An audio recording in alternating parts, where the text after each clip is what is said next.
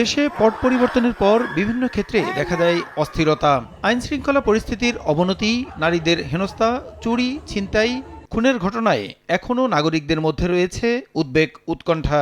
এমনই এক পরিবেশে অন্তর্বর্তী সরকারের অধীনে কদিন বাদেই উদযাপিত হচ্ছে মুসলমানদের সবচেয়ে বড় ধর্মীয় উৎসব ঈদ উল ফিতর।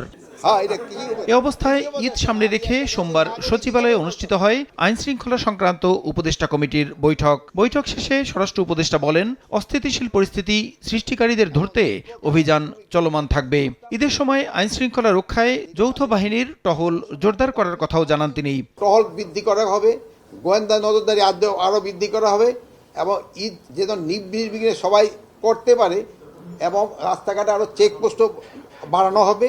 এদিকে নারী শিশু নির্যাতন ও ধর্ষণের বিরুদ্ধে সরকারের জিরো টলারেন্সের কথা উল্লেখ করে উপদেষ্টা বলেন, এ ধরনের ঘটনা রিপোর্ট আকারে আদালতে উপস্থাপনের নির্দেশ দেওয়া হয়েছে। ধর্ষণ সহ নারী শিশু নির্যাতনের বিগত সরকারের অবস্থান অত্যন্ত স্পষ্ট।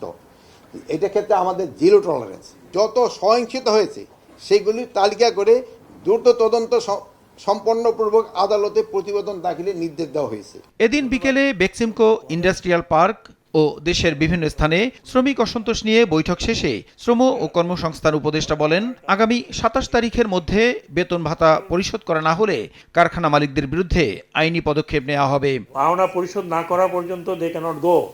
তারপরে কি হবে সেটা পরের কথা। পুরনো পাওনা হোক, যেই পাওনা হোক, যদি না দিতে পারে তাহলে সেই মালিকের বিরুদ্ধে আইনানুগ অ্যাকশন নেওয়া হবে। শ্রম খাতের উন্নয়নে আন্তর্জাতিক শ্রম সংস্থা আইএলওর দেয়া কিছু শর্ত পূরণে সংস্থাটি ডিসেম্বরের পরিবর্তে আগামী মার্চ পর্যন্ত সময় দিয়েছে বলেও জানান শ্রম উপদেষ্টা। প্রসূন আশিস, সময় সংবাদ, ঢাকা।